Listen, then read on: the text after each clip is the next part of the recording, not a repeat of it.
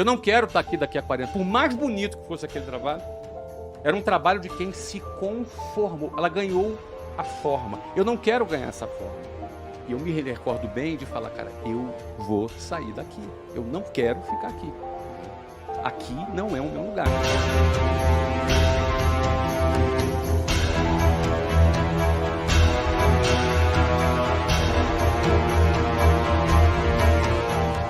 Tinha uma mulher no ônibus que eu pegava, eu evito falar, nunca mais eu encontrei, mas o nome dela era Ilka.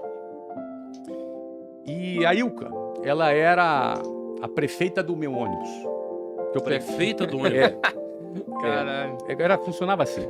A gente pegava um ônibus no ponto final. Do ônibus é foda. E ela era que organizava tudo. Ela era xerifona, entendeu? Organizava tudo. Natal tinha amigo secreto, amigo oculto no ônibus. Caramba, velho. Uma pessoa ou outra fazia aniversário, ela chegava lá, tinha um monte de bolinha dentro do ônibus. Cara. Então, ela tentava transformar aquele ambiente hostil numa coisa mais agradável. Eu achava bonito o trabalho da Ilka, mas ela há 40 anos pegava aquele ônibus. E eu olhava para a Ilka e me dava um certo desespero, porque eu olhava para ela e falava, eu não quero estar aqui daqui a 40 anos. Eu não quero ser a Ilka. Eu não quero ser a Ilka. Eu não quero estar aqui daqui a 40 anos. Por mais bonito que fosse aquele trabalho, era um trabalho de quem se conformou. Ela ganhou a forma. Eu não quero ganhar essa forma. Você entendeu? Então, eu tinha tem uma imagem que eu costumo falar, que é quando eu pegava lá um ônibus 5 horas da manhã, e no inverno é de noite no Rio de Janeiro. E como é um pouquinho mais frio do lado de fora, e você tem ali 8 pessoas por metro quadrado respirando no mesmo lugar, ficava um bafo que embaçava todos os vidros. Então eu lembro que em situações como essa, eu ficava ali de frente para uma janela, do lado de fora escuro, e a gente passava a mão ali no vidro, com aquela baba, né? Aquele vapor d'água ali, que era resultado da nossa respiração. A gente passava ali e eu ficava olhando para o meu reflexo no espelho no ônibus. E eu me via naquela situação. E eu me recordo bem de falar, cara, eu vou sair daqui. Eu não quero ficar aqui. Aqui não é o meu lugar. Então, eu acho que o primeiro ponto é você dar um basta para você não se conformar com aquilo. A primeira coisa. Esse é o primeiro ponto. Porque a gente acaba se acostumando na nossa vida e tolerando determinadas coisas. Então, acho que isso aí é uma coisa que alguns pensam, outros não pensam. Outros talvez não pensam porque se conformaram ou porque é mais Você acha confortável. Que é possível? Você acha que é porque, às vezes, assim, vamos supor que para alguns é mais difícil do que para outros, não é? Na mesma situação, no mesmo ônibus que você estava. Cara, se você não tiver um estímulo de fora, às vezes você não vai se ligar que é possível. Não tenho nenhuma dúvida. De lá. Não tenho nenhuma. Só concordo. Que da onde vai vir esse estímulo? Olha aqui, ó. Tanto concordo que o trabalho que eu faço na internet é de dar esse estímulo, entendeu? O trabalho que eu procuro fazer na internet é de dar esse estímulo para que as pessoas pensem. Eu acho que essa conversa que a gente está tendo aqui agora, ela dá esse estímulo para que as pessoas reflitam. Fato é que, por alguma razão, e não creio que seja por causa dos meus pais, eu nunca ouvi isso, mas por alguma razão, eu, dentro daquele cenário, eu tinha uma decisão, eu não quero ficar aqui. Então, esse questionamento, muitos não questionam, simplesmente seguem. Algumas pessoas questionam. Eu acho que todos deveriam questionar e todos têm a capacidade de questionar. Porque então, se questionar é muito mais difícil do que afirmar. É muito mais difícil que responder. Porque, cara, eu acho que pra ele é mais fácil, ele só consegue ver 7 dias à frente dele. Ele não consegue pensa ver... assim, ó, o Google mas era o meu caso. Eu tinha uma visão limitada. Eu também tinha uma visão limitada. Mas o fato era o seguinte, eu olhava, analisava aquilo, a conta pra mim não fechava. Eu fazia uma conta na minha cabeça. Eu pensava assim, cara, daqui a 30 anos eu vou estar aqui como essas pessoas que estão aqui. Só que eu não quero. Então, assim, quando você começa a questionar, o teu cérebro começa a pensar, cara, o que eu vou fazer para sair daqui? Eu não tinha as respostas ainda. Sim. Cara, questionar é muito difícil. Claro que é difícil. Porque é mais fácil seguir a boiada. Mas... No meu caso, eu não comecei assim falando, quero ser rico. Não pensei isso. Não pensei mesmo. Você não queria ser pobre.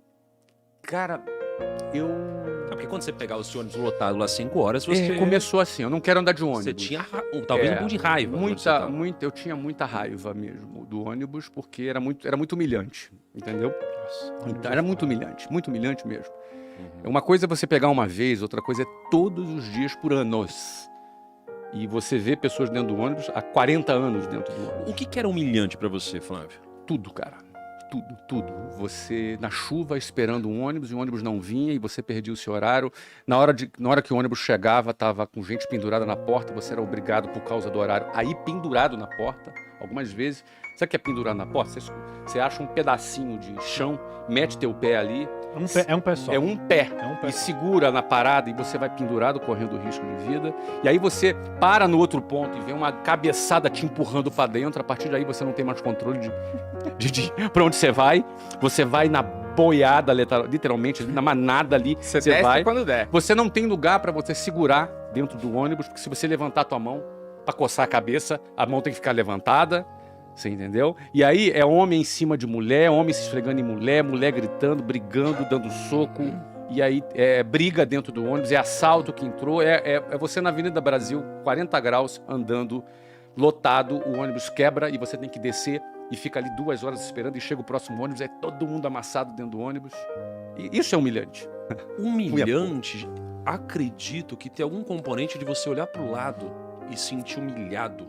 Né? Porque não, mas é humilhante pelo Estado, na minha visão, pelo Estado, pelo descaso do Estado, que de 4 em 4 anos aparecia um palhaço lá, um político palhaço, te fazendo promessas, não é? Te fazendo a tua cabeça como ali com uma série de cobranças, como se ele fosse mudar alguma coisa, e anos se passam e tudo continua como está.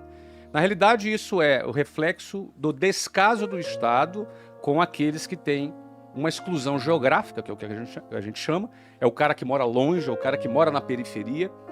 Né? Esse cara é visto como um número, como um desqualificado, um número dentro de um ônibus lotado com 8 pessoas por metro quadrado.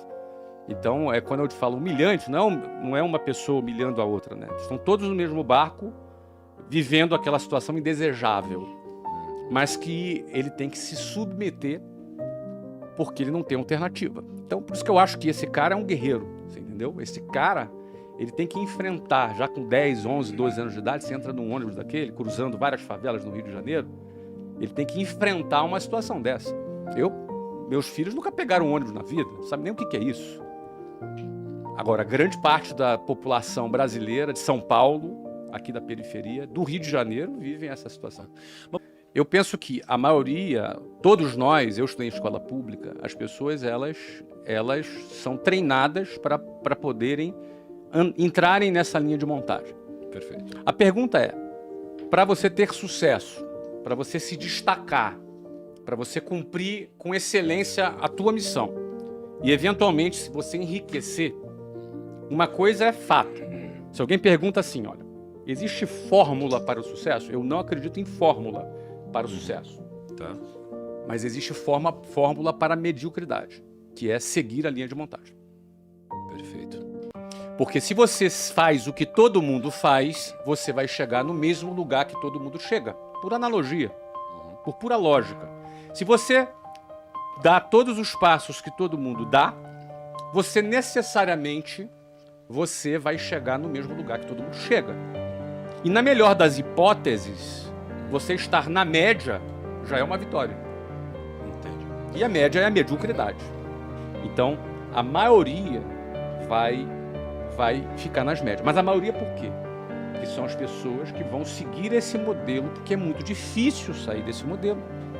É muito desafiante, dá medo você sair dessa linha de montagem. Então, o que acontece? A maioria vai. Então, para você necessariamente ser bem-sucedido, se destacar, não ser um a mais nessa multidão, você vai ter que se desprender dessa manada. Aí começam os problemas. O primeiro desafio é a coragem. Aliás, antes da coragem, o primeiro desafio é você não se conformar com a manada. E aí tem uma diferença entre se conformar e ser uma pessoa grata, satisfeita. Porque a gente aprende a agradecer a Deus por tudo. A gente aprende a ser grato. E isso é bom. A gratidão é uma coisa que ajuda a nossa saúde mental. E a gente que começou pobre na vida, aprende a ser grato pelo feijão, arroz e ovo que está comendo. A gente aprende a agradecer e ser grato. Isso é muito saudável. Mas e gratidão está ligada à satisfação. Mas isso não está ligado à conformação. A palavra conformação está ligado à mesma forma, conforme, a mesma forma. Quando você se conforma, você ganha a mesma forma da manada. Se você se conforma, você será como a manada. Vai mugir como a manada.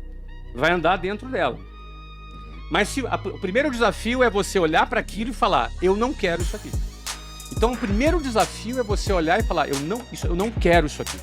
O que é isso aqui? Você não quer A vida que trabalhar eu com levo. os outros, a vida que eu levo, o resultado que os outros O têm. futuro que tem. Porque quem não se conforma, ele pensa assim, eu estou seguindo a manada e eu vou chegar até onde nisso? Eu não vou chegar a lugar algum. Sempre nas minhas mensagens eu penso no cara que está no ônibus. Porque eu defino algumas personas na minha cabeça quando eu produzo conteúdo. Então tem conteúdo que eu tô fazendo que é pro cara que está no ônibus. Qual é o meu objetivo com o cara que está no ônibus? O lema era, eu tinha um bordão, era pense fora da caixa. Pense fora da caixinha, para ser mais exato, no início do Geração de Valor. Porque era aquela fase que a gente está querendo fazer as pessoas questionarem. Porque se as pessoas não questionarem, elas aceitam. Elas convivem com o intolerável. Mas o ponto é que quando a gente tolera determinadas situações intoleráveis na nossa vida, a gente só piora a nossa situação. Ou seja, se eu levo na cara e tolero, a chance de você levar na cara de novo é pelo menos 50% maior depois. Então, se eu tolero o intolerável, a chance é piorar, não é melhorar. Então, existe uma fase que é o questionamento e uma tomada de decisão. Precisa existir uma tomada de decisão. Não necessariamente a pessoa sabe o que vai fazer. Não é fácil. E alguém pode dizer, é fácil esse cara fazer. Ele falar isso, ele é rico. Às vezes eu ouço esse tipo de Acho que isso é o mais observação. difícil, o cara Mas saber ao o que ele contrário. tem que fazer. E assim, é claro que na minha situação hoje é mais fácil falar, mas eu estive naquela situação dentro do ônibus que a gente está falando aqui. Então eu penso que primeiro é questionar. O primeiro questionamento, eu não vou sair daqui. Não tem solução isso aqui. Daqui a 30 anos eu vou estar aqui. É isso que eu quero para minha vida? Não. Se é não, eu tenho que sair daquele ciclo. E no momento que você decide produzir resultados diferentes, que você decide mudar quem você é, o que você pensa e como você faz, você automaticamente tem pessoas que te admiravam por quem você era, ou não necessariamente te admiravam, mas gostavam de estar perto de você por quem você era, e agora já não querem mais estar perto de você porque você decidiu mudar. Então, nesse momento, você, além de perder muito apoio, você perde também muito amigo. Sim. Ó, mas isso, olha só, isso não é por mal. Muitos que estão na manada e vê você saindo, querendo sair da manada, ameaçando a sair da manada, o cara tem medo por você, ele quer o teu bem. Então, o lugar mais seguro dele é a manada. O pai dele estava na manada, a avó dele está na manada, o avô dele na manada, a família, os irmãos, os amigos, todo mundo ali na boiada. Quando o cara ameaça querer dar uma saidinha, as pessoas têm medo. Alguns fazem chacota. I recognize your fragrance. Hold up, you ain't never gotta say shit. And I know you taste this a little bit. High maintenance. Everybody else basic. You live life on an everyday basis with poetic justice. Poetic justice. I told you that if